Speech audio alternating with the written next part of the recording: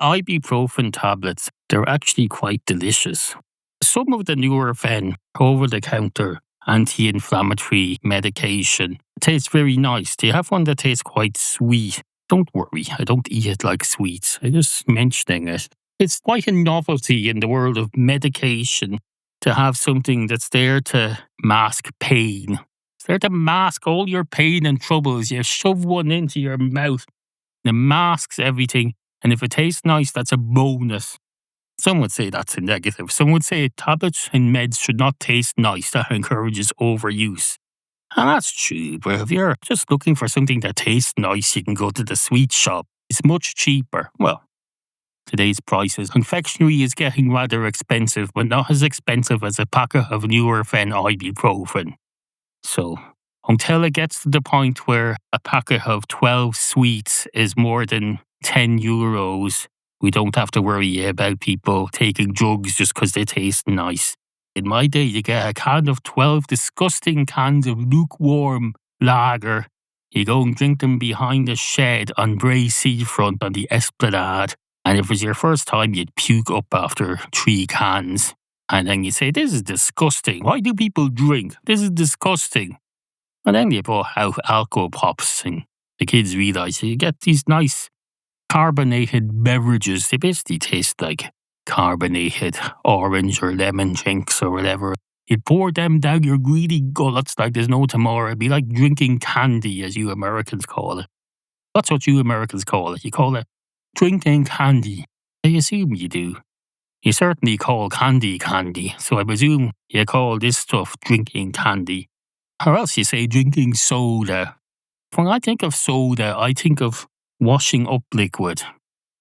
And I think, oh Christ, washing up liquid. That's something you use to wash the glass to get rid of the fucking gunk your so-called soda puts on the glass. You clean that off. Ironically, you put this washing up liquid into it. And if you don't clean every trace of the washing up liquid out of the glass, it just makes it worse. Because then you're drinking washing up liquid next time you use it. You don't want that. They managed to create a home heating oil that smells of nothing. They have to add a smell to it for safety. They've also managed to create cooking oil that tastes of nothing, so it doesn't interfere with your cooking. You can just put this oil to fry stuff up in and it doesn't affect the taste at all. But for some reason, washing up liquid, that has a taste. A foul, disgusting taste. So if you happen to have some in the glass, next time you go and fill it with a beverage, even though it's completely clean, it's so clean it's still got washing up liquid in it that hasn't been used up. Because if you put too much washing up liquid in it, it doesn't use it all. It's like when you get a sponge and the sponge is full of water and you can't add more water to it, no matter what. If you put too much washing up liquid in your glass, it has to be gotten rid of because it tastes like, well, it doesn't taste terrible. Now that you mentioned it, washing up liquid doesn't taste bad at all. It just does something to your throat that's unpleasant, or that we've deemed to be unpleasant or undesirable. Is it really that unpleasant though, when you think about it? Think about the taste of washing up liquid now. I presume you've accidentally tasted it at some point. Or I presume you've intentionally tasted it at some point. Or I presume you've intentionally tasted it at some point, but you want to pretend to yourself and to me that you did it accidentally. These same people, they'll say they don't know what washing up liquid tastes like. They'll proudly tell you that they've tasted their own piss. But if you ask them if you know what washing up liquid tastes like, they'll say, no, I've no idea. Well, what in the name of Christ do you wash your beverageware with after you've drunk your piss? I don't know. Maybe you drink it straight out of the toilet. I suppose that might be preferable. If you drink it out of the toilet, presumably you keep your toilet reasonably clean, and urine, of course. As all these urine consumers like to tell us, urine is sterile, it's very safe. You can drink some urine and it's like a detox, a self-made detox. You pour this stuff into you, and then it comes out, and then you pour it back in, and then it comes out, and then you pour it back in, and then it comes out. You do that a few times, and then it loses its effectiveness, or you don't get any more nutrition out of it. You keep putting it back in, and then it keeps coming out, and you keep wondering why it keeps coming out. So you put it back in. You say, I must be leaking. I must be leaking. And then you put it back in. And then you let it out an hour or two later. And then you pour it back into your mouth. Comes out again an hour or two later. And then you pour it back into your mouth. You may notice the taste is changing. I'm not going to say it's becoming less pleasant because you clearly don't find the taste to be unpleasant at all if you're doing this. So there's no point telling you that it's going to get even more unpleasant because apparently you're immune to that. Did you ruin your taste buds with hot sauce when you were younger, perhaps? I went through a period where whatever the strongest Thai curry is, green or red or yellow, can't remember. I get that and I'd add extra hot sauce to it. And then before that, I'd get a spring roll. You foreigners have spring roll, I don't know. You have spring rolls. It's basically a fried thing. It's like the savoury equivalent of a McDonald's apple pie. You put your finger into it and it burns it to a crisp. But the great thing about this is you can bite the top off a spring roll. And then you have essentially a hollow sack that you can pour hot sauce into. Kind of stir it around with a fork. If you turn out you accidentally put too much, that's no problem. You put a couple of potato chips into it. Now, not the ones that you Americans have that come in a bag that you eat as snacks. No, I'm talking about potato fries. Proper thick ones. Hot potato fries. You get a bag of chips with your spring roll. Another way you could do this, in fact, is pour the hot sauce onto the plate. Dip your chip into the hot sauce and then stick that inside the spring roll. And you don't take it out, you eat the spring roll with the chips inside it. Now, I find that a bit wasteful because you're only going to use about a fifth of a bag of chips doing that. But you plan that when you're ordering your food, I suppose. Does anyone else have a use for 4/5 of a bag of chips if I order one? I'm sure you can come to some arrangement with one of your co-eaters. Take whatever number of chips you need from the bag and then someone else uses them to accompany whatever they're getting. I'm sure that's perfectly possible. Why not? Now, oh, yes. So you're doing that all your life and you've probably ruined your taste buds and that's why you're drinking piss and you're letting it out and drinking it again, letting it out and drinking it again and you're thinking, oh, it's tasteless. It's tasteless. You probably think you've destroyed the taste of your own piss by drinking it too much. Well, rest assured it still tastes pungent. You just can't taste it. If you were to give that to someone else to drink, well, firstly, they'd call the police. They'd say, this fella's trying to get me to drink piss. And not only is it piss, it's the piss that's being recycled through himself several times. So it's piss to the power of 5, or as you mathematicians call it, piss to the 5, or piss to the 6, or however many times it's being powered off by reconsuming it. Piss to the 7. I don't know why you would do that. Why would you drink your piss over and over and over and over again? Maybe you're thirsty, I suppose. Into your head, into your head, into your head, into your head, into your head. You pass these apartment buildings now, the modern ones. Every one of them, there's a door with a rail attached on the outside, and that's a balcony. Maybe more of a big window. You're letting the outside in rather than going outside. You're opening it up so the air can come in. You have patio doors in your one-room flat. You open that up and there's the outside world and there's a rail to stop you jumping. And that's called a balcony. I suppose it's something. You get to pretend you're outside. If you go up to the railing that extends 3 inches outside, it's a shelf. You're going out to sit on a shelf. And it's more so people can look at you. It makes the building look interesting if there are people coming out onto a shelf outside. You're basically living in a cuckoo clock. I don't know if you young people remember cuckoo clocks. I never saw one in my life. I've seen them on TV and we had fancy antique clocks in our house. None of them were cuckoo clocks, but they chimed every hour. And I could well imagine if that was a cuckoo clock. You have this antique clock and then above the face of the clock, There's kind of a roof, and then in the roof there's these doors that open when it chimes on the hour. And the fake cuckoo slides out and it goes cuckoo, cuckoo, cuckoo. Goes cuckoo, cuckoo, cuckoo. If it's 6 o'clock, it goes cuckoo, cuckoo, cuckoo, cuckoo, cuckoo, cuckoo. And then it goes back in and the doors close. I think the nearest I got to seeing a lot of this on TV was in the Irish children's television programme Wandarly Wagon. They had a puppet called Crow. Was he in a clock? I'm not sure now. He used to poke his head out of a hole in the wall. And now that I think about it, that might not have been a clock or a cuckoo clock or anything like that. Maybe it was just a hole in the wall. Surely it wasn't just a hole in the wall. They live in a caravan. There was a hole in the wall of a caravan. That would mean Crow was outside and he was looking into the house. But they treated him as if he was a member of the family or a pet or a friend. Traditional 1980s sitcoms, there was always some next door neighbour who poked their heads in and chat to the neighbour. Mr. Crow, I got the idea he was part of the family and he lived there, he or she. Was he called Mr. Crow? I'm not sure. Wanderly Wagon for you foreigners is like the Muppet Show, except on a budget of 12 old pounds and 5 shillings, a man and a woman and a couple of puppets, a dog and a crow, and there's an evil witch or something like that.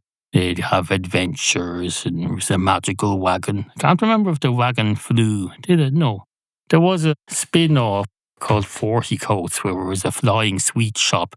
But I can't remember if the wagon in Wanderly Wagon flew. No, it did. Of course it did. The opening sequence had it flying. They've deleted nearly every episode. We used to delete television programs to make room for new ones in this country. From what I understand, you Americans have some sort of institute where it's like a national television archive.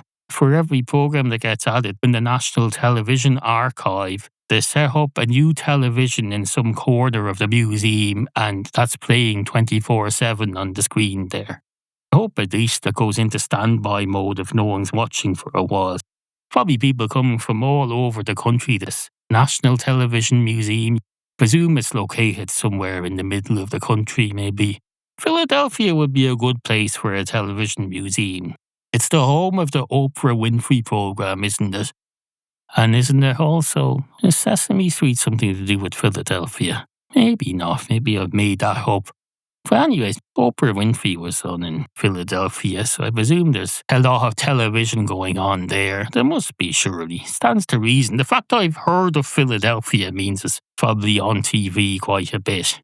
Because everything I know about America I learned from TV, and I seem to know about Philadelphia. I was in Philadelphia once for a night. My brother and I went. He drove. I sat in the passenger seat. This was the day before the first anniversary of 9/11. We drove into Philadelphia. My brother pulled up at some motel in the city centre. He got out. He went in to make inquiries. And within 15 seconds, my first introduction to your Philadelphia was having some sort of parking cop come up and tell me that I needed to tell my brother to come back and move the car within the next couple of minutes or he'd fine us or whatever you do. So that was my welcome to your city. Thanks very much. We stayed there for the night and then we drove on. Got to see New York from a distance from some highway or turnpike or something on the first anniversary of 9/11. You could see what looked like blades of grass but were apparently the skyscrapers of your city. So we got to see them from that distance. We didn't go into the city. We didn't want to add to your troubles on the first anniversary of 9/11. I'm sure you had enough things to be doing without having to entertain visitors. Are you going into your head? Two cats walk into a bar. One of the cats says, "Hello, can I have a pint of your finest Mountain Dew, please?" And the man behind the bar says, "Certainly, sir. Now you do realise that's an energy drink. It'll keep you awake." And the cat says, "Well, what's the Guinness is good for you? Is that not an energy drink?" Their slogan, at least it used to be a pelican with the slogan, "Guinness is good for you," presumably comparing it to the benefits of eating white meat that feeds on fish all the time. I presume the purpose of the pelican on the old Guinness advertising was to suggest that it's not quite as good as eating fish all the time, but you're eating poultry, and you're eating a type of poultry that eats fish its entire life. Is that right? Oh, wait a minute, that can't be right. Is a pelican a thing that lives by the sea? I'm not sure. Is it like a penguin? Or is a puffin a different thing as well? I get confused now, because the old Guinness ads, they have a pelican on it, don't they? And then you have Penguin Publishing. They also have a thing called puffin. So there's another thing called puffin.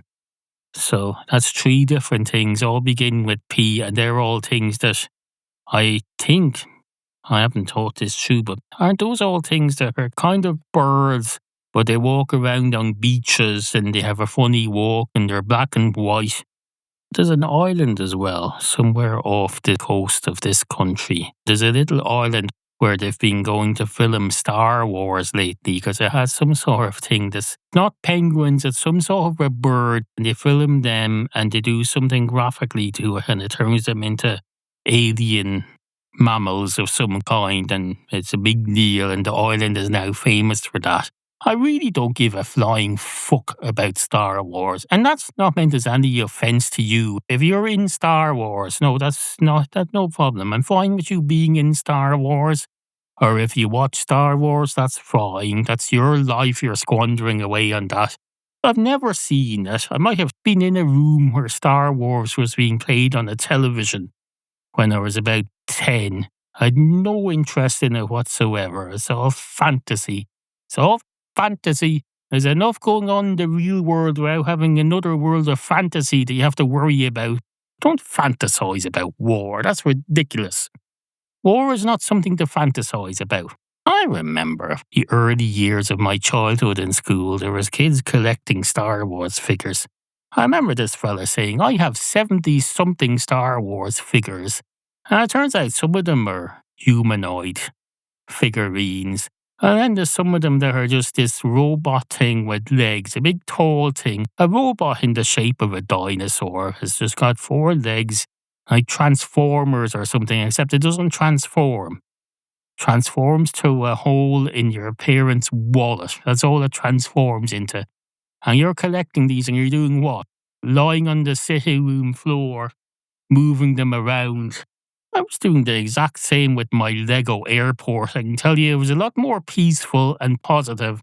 I had a Lego airport, 18 inches of runway. You get a helicopter landing pad. You get a little airport terminal building that's got no back wall on it. The bottom floor consists of one small room that's got a luggage thing, and that's about it. And then upstairs there's 2 seats, and I think that's the restaurant. I had fun. There's a little aeroplane. It has about 4 seats on it. There's no room for an aisle in the Lego aeroplane. It was a commercial plane, but you don't enter it through the door. You open up the whole roof and left windows. You put them into the seats manually. They don't enter through a door or anything. I think the pilot is permanently sealed in the cockpit because there's no way to get them out unless you disassemble the plane. But with Lego, you can disassemble it quite easily, to be fair. I know it was a lot more positive than any Star Wars figurines. No, thank you very much. If you're going to do the Star thing, at least do Star Trek. Because that's set in the real world. It's set in a future version of our real world. And at least if there's wars going on in that, those are related to our real world, and we need to not ignore the possibility of war in the real world. It's not in some fantasy fictional thing, no. Star Wars isn't real and you don't want it to be real. Star Trek is, it's not real. It's a possible future to think about how you want the possible future to be. That's the difference. If you're listening to this from the deck of a submarine, I don't mean inside the submarine, some deck where you go to socialise with your other submarine crew members. I presume you're on one of these military submarines that has hundreds of people living on it, where you spend months and months and months under the sea. I presume those things have some sort of a deck, kind of a balcony up on the roof where Occasionally it goes up to the surface and you go out on the roof on a little roof deck, have a look outside, see the world through something other than a periscope. I presume they have that. Because you see submarines on television. In fact, if you see submarines at all, by definition, they are above the water because you can't see them when they're under the water. So if you see a submarine at all, any time you've ever seen a submarine, I guarantee you, unless you're a deep sea diver, anytime you've seen a submarine, it's being at least partially above the surface of the water. So I presume there's a deck you can go out on, maybe put some deck chairs out. You can sit out on the deck, because even in high security prisons, you get to go out for an hour a day into some sort of a courtyard. You get to walk around in circles or use a football. You can bounce that against the wall. Or maybe you're not allowed to have a football and you just practice jumping. I watched a movie recently. There was a fella, he's not allowed near anyone else.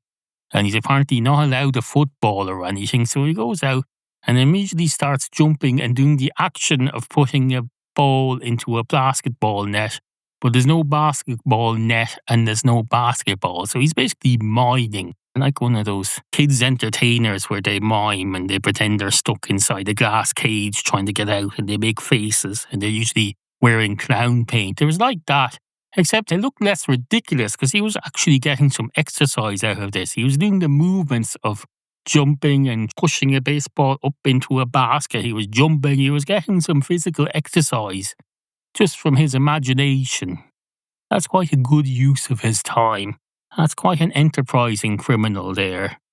But presumably he's been too enterprising in other ways, and that's what's landed him in trouble so much that he's in a courtyard on his own, not allowed to interact with anyone else or use a football. They could at least give him the basketball net, have it fixed to the wall above him, so like he can use it to attack anyone. So he can at least pretend to have the ball but have a real basket to aim at. What damage can you do with a basketball net? I suppose eat it and destroy your inside so much that you have to be brought to the hospital and then you get out of prison for a bit. Anyway, you're on the deck of a submarine listening to this. Now I know, realistically, nobody is listening to this on the deck of a submarine. Except maybe, I don't know, maybe 100 years from now when we've had World War IV and we've all destroyed ourselves, the equivalent of Noah's Ark, except they're on a submarine. Maybe there's a few people left on that and they somehow access the archives of this podcast on archive.org, despite archive.org having gone bankrupt in 2026. Somehow the files have ended up somewhere. Maybe there's that. But no, realistically, it's very, very unlikely that anyone is listening to this on the deck of a submarine. It's quite likely that you'd be on the deck of a submarine, but yeah, you'd be listening to this while you're doing that. No. Because for one thing, in that scenario where you're living on a submarine and you get an hour to go out on deck, probably spend weeks hiding underwater and then you go out on deck for your hour, you're not going to waste that listening to podcasts, are you? You're probably not. You'll certainly download podcasts during that hour, because the most likely place you can get access to internet is above the surface of the water. So you'll certainly download stuff, but you won't listen to it there. Maybe you'll do that basketball thing. Now be careful if you're doing the miming basketball playing on the deck of a submarine. It's not like the deck of a normal ship. It's probably extra slippy, it's probably curved, it's not really designed for leisure. It's just a top viewing deck just above the hatch where you come out on the roof of the submarine. Hopefully there's at least a safety rail. But no, I'm sure it's not like a deck of a ship that we imagine. And even the deck of a ship is dangerous, as we all know. Anyone who's watched Titanic knows you can go out on the deck of a ship and next thing you know it's vertical and you're sliding down to the other end of the ship to your death. You're being sucked into the water, which is what a submarine is for, but you don't want to be on the outside of it while that's happening. No, be careful. Now, I would assume, unless it's a prison submarine, they let you use a ball. But you probably don't want to do that on deck because you lose that, you can't get it back. It goes into the water. They're not going to let you go and have a swim and find it. No. In the grown-up world, kids don't realise this, you see. When kids lose a ball, they kick it into your garden accidentally or something. They've been raised with the expectation that they can go up to your door, and if they're polite and nice and innocent enough, they can say, "Hello, mister, I lost my ball." And you'll cave in and give it to them. And you usually say something like, "Yes, but this is the last time I'm ever doing it. Until tomorrow." And they get their ball back. Well, these kids grow up and they end up on a military submarine and they go out for their hour on deck every few weeks. And they think they can kick around the ball there, and if it goes into the water, no problem. They can just go and fetch it. No, you can't just go and fetch it. Unless maybe, I suppose if you have a dog on board, that would be useful. If the dog can swim, how would it be useful? Because you're throwing this ball, and even before it goes into the water, if it's not going to go into the water, the dog's impulse is to chase anything that you throw. So it's going to chase the ball, knock its paw against it, and knock it into the water, even if it wasn't going to go into the water in the first place. So the dog's just going to add to the trouble. Or at least the dog then can follow it into the water and go and fetch it. Now, hopefully you want one of those balls that you can't puncture with your teeth. Well, I say your teeth, the dog's teeth. You can't puncture with the dog's teeth. Are there footballs and beach balls that don't have air in them or something, or they're sealed, or they don't puncture, or they're unbreakable? There must be. I remember as a child we had bicycles that had some kind of wheels that didn't have traditional tyres on them, so you didn't have to worry about punctures, like what you have on a wheelbarrow or something. Have that, but as a ball, surely you can. Everything doesn't have to be like a tyre. Everything doesn't have to be filled with air. Not that there's anything wrong with that. Filling something with air is very efficient. Anything that you can design and manufacture that contains air as one of its key ingredients, such as, for example, a giant beach ball. Most of the bulk of that beach ball is air. And you can get air pretty much for free. The only cost is in harvesting the air. The air itself is free. You're allowed to use it. It's exactly like those water manufacturers that people get mad at. The bottled water people, they go and harvest the water from some river somewhere, and there's all sorts of environmental problems. You can do the same thing with air. Nobody gives out about the people doing it with the air, though. You see them in shops sometimes. They sell the beach balls with the air already fully installed. So this air has been harvested from somewhere. Now, normally when you're blowing up a beach ball, you're usually the only one there who's blowing up a beach ball. So it's not like you're using up all of the local air to blow up hundreds of beach balls. But at the factory, they're blowing them all up. They're blowing up thousands and thousands of beach balls. So they're using thousands and thousands of square cubic feet of air from the same region. So surely that's going to be a problem. I don't know. So anyway, if you're going to be on the deck of a submarine playing with a ball, you want a dog. And that's the difference between a submarine and a ship, because a ship traditionally has a ship's cat. At least it did in the funny comic strips that I read as a child. Whenever they had anything about a ship, they had a ship's cat. And the ship's cat was basically there to catch rats and get rid of them and do stuff like that. Or maybe it was just a tradition. I never talk about a ship's dog. I presume a submarine would find it useful to have a dog, because sometimes, occasionally, something's going to go into the water and you need someone to fetch it. Now, that could happen on the ship as well, but you don't want a dog jumping into the water from a ship, because if you're on the deck of a ship, you're tens of meters above the surface. If the dog jumps into the water there, it's not going to be able to climb back up to the deck. So you don't want that. So you have to rescue your dog then every time it rescues your ball. That's not a thing, no. On a submarine, where it just peaks just above the surface, so the deck is nearly level with the surface, that's not a problem. The dog can get back up onto the deck quite easily, or you can help it. So that's not a problem.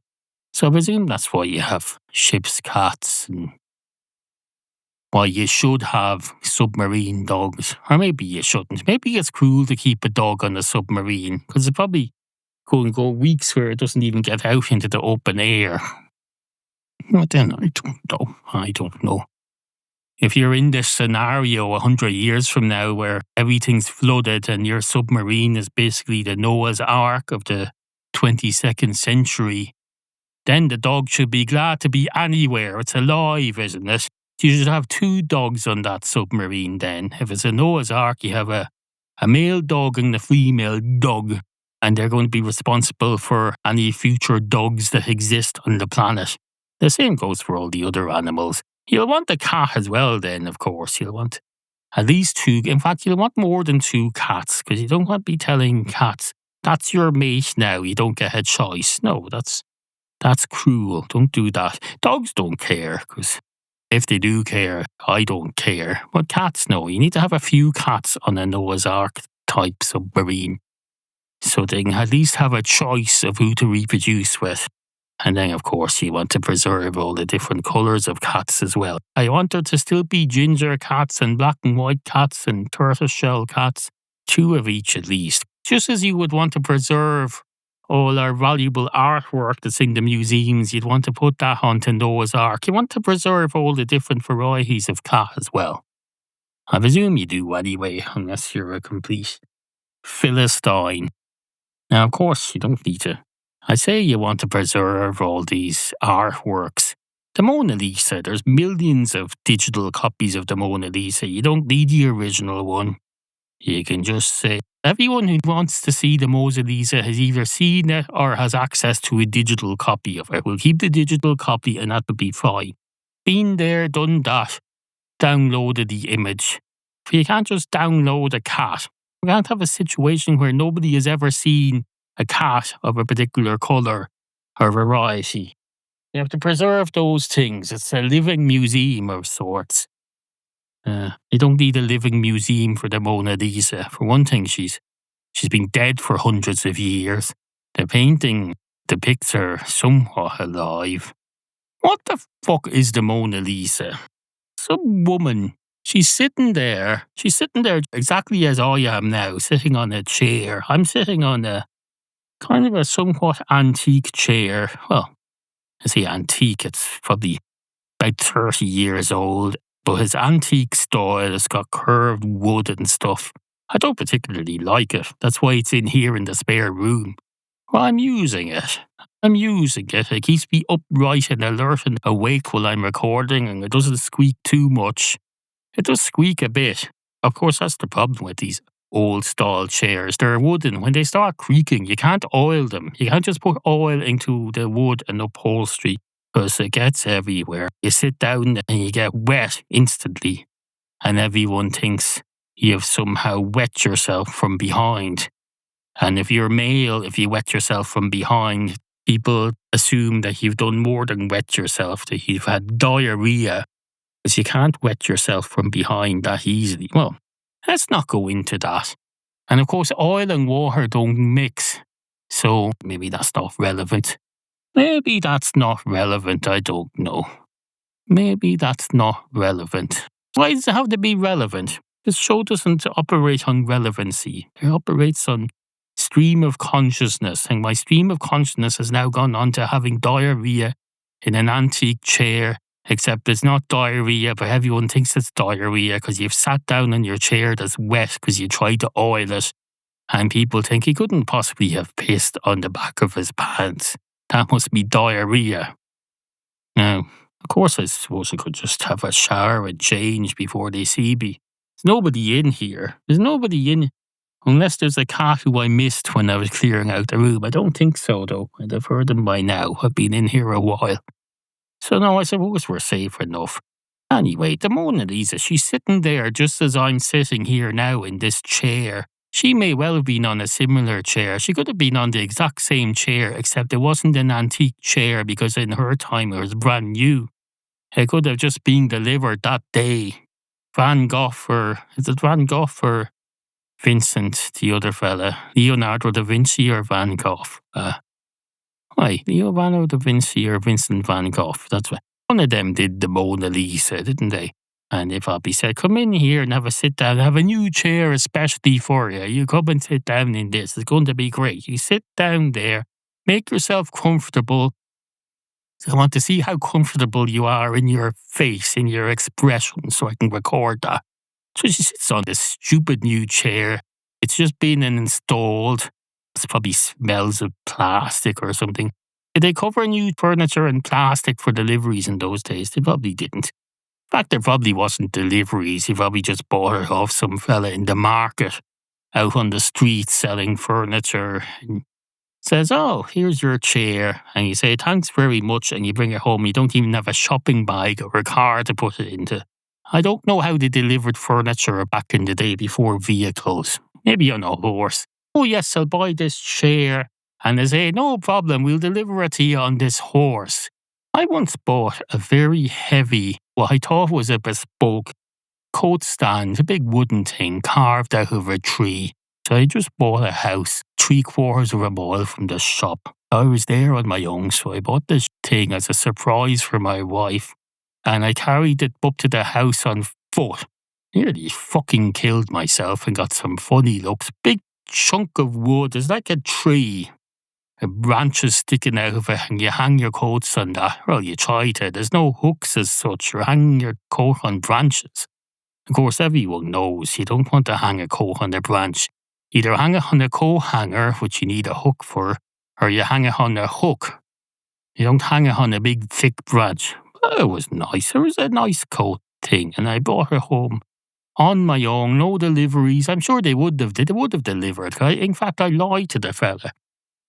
He said, do you want a hand with that, bringing it out to your car or whatever? I said, oh, no, thank you. I'm not very far away. He said, are you sure? I said, yes, I'm fine, thanks. His little shop, one-man shop. I'm sure if he was going to help me to my car, he'd have had to shut down the place for half an hour and gone out of business because of me. No, I don't want help with things like that. This was about 20 years ago. It was this tiny little local shop, which is open about 3 days a week, and then it closed the rest of the week. And I think the fella made this furniture on those other days. He made it himself in the back of the shop. And then a few months later, I noticed the so-called bespoke coat stand was there again. It had appeared outside the fella's shop because he puts all his furniture outside the shop on the pavement when it's open. He carries it in and out every day. He'd made another one, another of these bespoke things. It looked exactly the same to me. I don't know how they make them. Do they get a tree and just cover it with varnish or what? But it looked very like it. So that was disappointing. My first attempt at being a connoisseur of bespoke furniture, and it turns out it wasn't bespoke at all. He's probably churning them out, at least 2 or 3 of them a year. I don't know. Or else I was the only one who ever bought one, and that next one he got was the last one he ever made because no one else bought them. I don't know. Suffice to say, the Mona Lisa, she's sitting on this chair, and your man says, how's the chair? I got a new chair. What do you think of it? And of course, all the Mona Lisa can say to that is, I don't know, because I haven't tried your old chair for comparison. How is it compared to what? What do you want me to compare it to? And of course, Leonardo, Van Gogh, whoever it is, will say, just, are you enjoying sitting on it? And the Mona Lisa, of course, will say, I'm enjoying it as much as I enjoy sitting on any other chair, thank you. Which tells him nothing. So all he knows is, oh Christ, I have to paint her thoughts onto this face thing on the canvas. And she's giving me nothing. She's barely telling me nothing about what she thinks about this fucking chair. Was she afraid I'm going to go and post it on social media or something? No, there's no social media. It's the 17th century or something. Is that when the Mona Lisa was? Is it the 17th century? I don't know. Whenever it was a long time ago anyway. Maybe she was going to go tell her friends about this weirdo who brought her into the shop and said, I'm going to paint you now. And she thought he was going to do a face painting.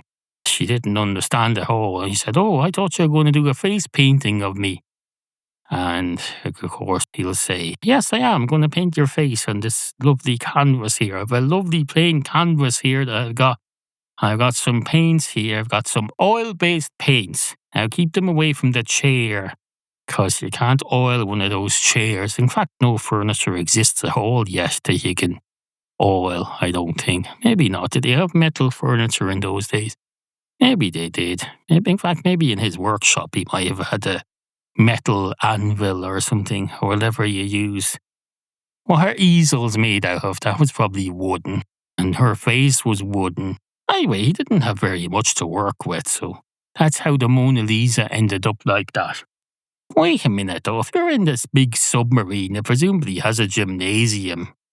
Well, you're probably thinking, yeah, sometimes you just want to get out on deck and relax. Like when you go outside in your back garden, you're not always going out there to have a go on the barbells or work on your fitness. You just want to go out and chillax. And sometimes the basketball thing is just something you do to chillax. It's not something you do to exercise or to train to be on a basketball team. No. Why would you train to be on a basketball team on a submarine? Well, I suppose. Well, for one thing, nothing.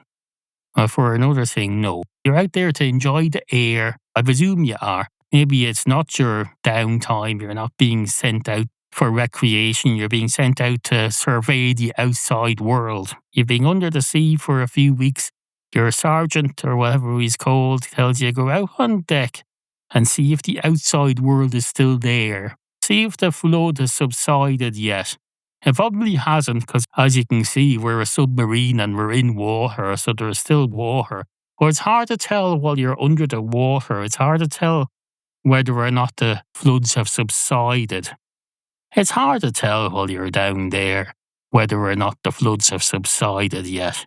So you have to go up and see. Have a look around. Does it look like you can see the tip of a mountain sticking out through the surface of the water? Well, then it's still flooded. If you can see a full mountain in the distance, looks like a normal mountain the way it should be, it's not under the water, then the floods have subsided. You have to figure that out. And the only way you can figure that out is the old-fashioned way, by going up on deck and having a look. See what you can see. Has it at least stopped raining? You can see that, can't you? See, has it stopped raining? I know you think you can probably tell that by looking out the window, but no. The sea splashes up in the window for a start, even if it's above the water. It's hard to tell if it's raining from inside the submarine. I presume it is anyway. I've never been on a submarine. The closest I've been to being on a submarine is a helicopter. But let's not go into that again. Into your head. I don't know if you foreigners know about LIdl. You probably do, because it's a foreign supermarket chain. It's set up here about 20 years ago. This hellhole that we know as LIdl, this godforsaken hellhole, is everywhere now. Even places that don't have a Starbucks, the sort of places that don't have Starbucks, even them, they all have either a LIdl or an Aldi, or sometimes both. Every LIdl I've ever lived near to, every 5 years or so, they shut it down for a couple of months, either for renovations or they demolish it and rebuild it from scratch. And suddenly you have a majestic entrance where there's a huge bakery thing and there are smells of bakery in big open spaces. And you think, oh, this is great. It's a whole new supermarket. But then you go further in and it's still just a box, just a slightly bigger box than it used to be. Rows and rows of stuff. It's hard to find anything. It's still a fucking LIdl no matter what you put on it. You can put a fancy hat on it. You can put a bakery at the front. The front of it is made of glass. It's too bright. Now you're probably thinking, what's wrong with being bright? There's nothing wrong with being bright if you're you. There's something wrong with being bright if you're me. I can't handle bright light. I don't mean as a concept. I'm fine with the concept of bright light. I know it's useful in some situations, but not to me. Suffice to say, no matter what you put on it, you can put your fancy entrance, you can put your bollocks. I think this segment has run its course. Probably has. I think we're approaching the end of today's episode of this. So if I stop talking at some point and some music comes in and then ends and then something else comes on your player with someone else on it, don't be surprised. It just means the podcast has ended. That's normal. I say a load of stuff, then there's some music, and then I go away. So unless you're a complete nut and you have another episode of this podcast lined up to play after this, which why would you? For one thing, the last episode of this was 2 weeks ago. You should be well sick of that by now. You should have just listened to it once and then disposed of it, and then had 2 weeks of nothing from me. That's the healthy way to do it. the best way to listen to this podcast is to listen to the new episode when it comes out. Enjoy it if you can. If you can find some way to enjoy it, good for you. And then just forget about it. Listen to other stuff for the next week or two until another episode turns up. And then it'll be nice and fresh again. You can think, oh yes, I remember I enjoyed an episode of this a while back. And now there's a new one. Haven't heard it for a while, because that's why there are gaps between programs. When they put out a new episode of Family Guy, they don't end it and then there's another new episode directly after that, and then another new episode and another new episode. No. You wouldn't do that to your dog. If you got treats for your dog and seem to be enjoying them, you wouldn't keep throwing treats at it non-stop all day, every day. Especially if it's chocolate. Don't give your dog chocolate treats all day. There's people I know who, they'll say, I feed chocolate to my dog and it's fine. That's what they'll claim. Be careful what you believe from them, because they may be lying. They're just trying to be argumentative. They hear everyone warning people, don't give chocolate to your dog. And they just want to be different. They want to put it out there that they give chocolate to their dog and it's fine. Maybe they're trying to make everyone think that their dog is particularly impressive or something, or tough. Maybe they've got some big fancy aggressive dog or one of those macho dogs, and they want to think, oh, my dog is great, he can eat chocolate all day long. And of course, the way to reply to that is the way you deal with that is to tell them, oh, your dog's a big girl who eats chocolate all day. Is your dog on his period or something? Getting over a bad breakup or something? Sitting eating chocolate all day? That's a bit girly. And of course, they'll say to that, yes, it's a female dog. Do you have a problem with that? I have female cats who are quite tough and macho. They don't put up with any shit. In fact, some of the female cats are less inclined to put up with shit than male cats, I find. I don't know if the same is true in the world of tough macho dogs who eat people's heads off. And I don't know how the chocolate thing works either. Just bear that in mind. If someone tells you, oh, I feed chocolate to my dog all day and it doesn't die, use your brain and judgment. Don't just take everyone's word for it. Think about what their motive is. Anyway, if you want to listen to old episodes, that is possible. I've changed recently, so the old episodes are on something called the Into Your Head Archives feed. So if you're looking for the old shit, especially the old shit that I did between 2006 and 2016 before the break, if there's something wrong with you and you want to listen to the old shit from the old days, search for Into Your Head Archives feed or visit intoyourhead.ie/archive for links to the new archives feed. Older shows are not going to be here on the main feed anymore because fucking hell. I don't want them to be people's first impressions of this podcast. In fact, I don't want today's episode to be people's first impressions of this podcast, because I'm pretty sure today's episode isn't going to turn out to be one of the better ones. I'm here talking about whether or not to believe people when they say they feed their dog chocolate. I couldn't remember the word pelican when they went on about penguins and puffins. It's fucking ridiculous. I remembered it a couple of minutes after I stopped recording. Suffice to say, if you want more of this, search for Into Your Head Archive feed or visit intoyourhead.ie/archive. This feed will have recent episodes only from here on, the last 50 or 60, which is more than enough for any normal person. There's no reason for you to be listening to old shit. Listen to new shit. Listen to new shit like this, or the previous episode, or the episode before that, or the episode before that, or the last few dozen episodes before that, but no earlier, because otherwise there's something not right about you. Anyway, I think that's the end of the program, is it? Probably is. It probably is. I'll fade myself out, and then you'll move on, and then that'll be